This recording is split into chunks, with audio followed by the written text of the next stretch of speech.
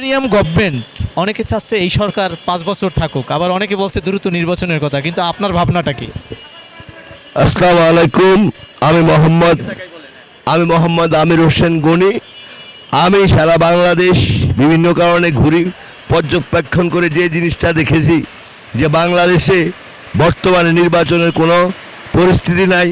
প্রত্যেক ইউনিয়নে বিভিন্ন দল বিভিন্ন গ্রুপ সন্ত্রাস করে এবং আওয়ামী লীগে লুকিয়ে থাকা ভূমিদস্যুরা এখন বিএনপির সাথে হাত করে সারা বাংলাদেশে সাধারণ মানুষের জায়গা জমি দখলে ব্যস্ত এবং এবং তারা শুধু জায়গা জমি দখলে ব্যস্ত নয়, মূল মালিককে হুমকি দেয় বাড়ি ছেড়ে চলে যাওয়ার জন্য।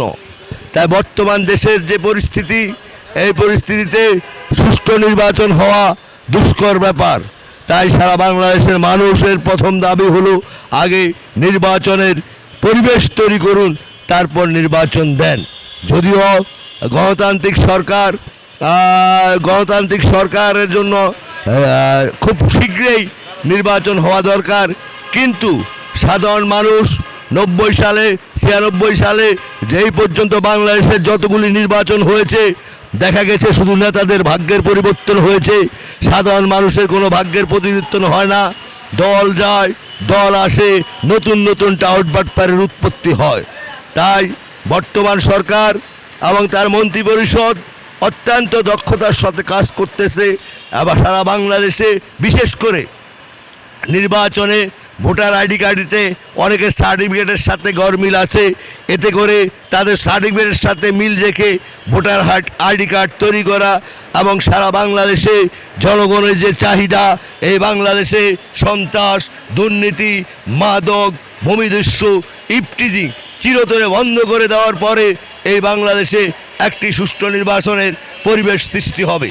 তাই আমাদের সাধারণ জনগণের পক্ষে আমি মোহাম্মদ আমির হোসেন গনি আবারও সরকারকে অনুরোধ করতেছি, প্রতিটি মানুষের যে দাবি অন্ন, বস্ত্র, খাদ্য, চিকিৎসা, বাসস্থান, কর্ম, এইগুলির দিক দিয়ে এবং এই বাংলাদেশে স্বাধীনতার পর এবং স্বাধীনতার আগে যারা দুর্নীতিবাজ করে হাজার হাজার কোটি টাকার মালিক হয়েছে তাদের সবার হিসাব নেওয়া এবং যেসব রাজনৈতিক নেতারা অল্প দিনে আঙ্গুল ফুলে কলা গাছ হয়েছে তাদেরও সকলের টাকার হিসাব নেওয়া এবং সারা বাংলাদেশে যাতে একটি সুষ্ঠু নির্বাচনের পরিবেশ হয় সেই ব্যবস্থা করা এবং আদালতে যাতে কোনো তদন্ত অফিসার ভুয়া না দিতে পারে, নিরীহ লোকরে যাতে হয়রানি না করে এবং সারা বাংলাদেশে যেসব গায়েবী মামলা হয়েছে সকল মামলা প্রত্যাহার করে অবিলম্বে বাংলাদেশে একটা সুষ্ঠু নির্বাচনের পরিবেশ তৈরি করুন।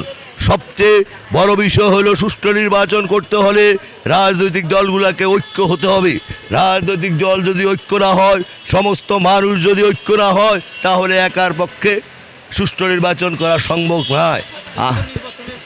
যদি রাজনৈতিক দলগুলো মাঠে আন্দোলন সংগ্রাম করে, সেক্ষেত্রে আপনাদের সাধারণ যারা এই সরকারকে 5 বছর দেখতে চায় বা এই সরকারের যারা শুভভঙ্গী, তাদেরও কি কিছু রাজপথে করণীয় আছে বলে মনে করেন? আসলে সাধারণ মানুষ যতবারই আন্দোলন করে সরকার পরিবর্তন করেছে, আসলে সাধারণ মানুষের ভাগ্যের কোনো পরিবর্তন হয় নাই। এই জন্য কে সরকারে আসলো কে সরকারে গেল এখন সাধারণ মানুষ এগুলা চিন্তা করে না। সাধারণ মানুষ মনে করে কর্ম করে ভাত খামু, হরতালমুক্ত বাংলাদেশ চামু, যাতে আমাদের কর্মের কোনো সমস্যা না হয়। এমনকি সাধারণ মানুষ বলে ঢাকাতে রাস্তা বন্ধ করে রাজনীতি না করে সাভারে রাজনীতি করার জন্য, এদিকে ড্যামরাতে রাজনীতি করার জন্য। কারণ বাংলাদেশে এখন যে অবস্থা, গার্মেন্টসগুলোতে 37% ট্যাক্স বসিয়েছে, যদি হরতাল হয় বিদেশি ইনভেস্টর বন্ধ হয়ে যাবে, শত কষ্ট লোক বেকার হয়ে যাবে। বিশেষ করে বাংলাদেশের শেয়ার বাজার আজকে ধ্বংসের পথে, এর পিছনে রাজনৈতিক নেতাদের হস্তক্ষেপ আছে।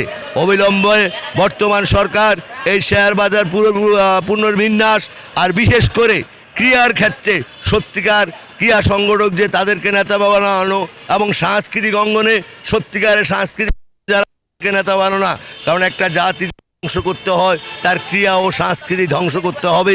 এই দুই জায়গায় যে কোনো ধরনের রাজনীতি থাকে না, যার যার যোগ্যতা অনুযায়ী যেন ডিএসের মেম্বার হয়, সাংস্কৃতিক অঙ্গনের মেম্বার হয়, সাহিত্য একাডেমির মেম্বার হয়। কোনো রাজনীতি প্রভাব মুক্ত রেখে এগুলা পরিচালনা করলে ইনশাআল্লাহ বাংলাদেশ বিশ্বকাপ ক্রিকেট ও ফুটবল পাবে। তবে নির্বাচনের ব্যাপারগুলি সবচেয়ে আগে যেটা দরকার, আমাদের যারা বিভিন্ন দলের যেসব নেতারা আছেন তাদেরকে আগে একটা কমিটমেন্ট করতে হবে, আমরা দেশপ্রেম, সততা, ন্যায় বিচার, অন্যায়ের প্রতিবাদ এবং সমবন্টনের মাধ্যমে এই বাংলাদেশকে বিশ্বের একটি সমৃদ্ধশালী দেশ হিসাবে পরিণত করব। এই কমিটমেন্ট যদি রাজনীতিবিদগুলি রাখেন যে আমার ভোট আমি দেব, যাকে খুশি তাকে দেব, এবং নেতারাই যদি চিন্তা করেন আমি জাল ভোট দিয়ে ক্ষমতায় যাব না, কারণ ভোট চোর অত্যন্ত ঘৃণিত ব্যাপার, ভূমিদস্যু ভোট চোর এরাই সমাজের কুলাঙ্গার।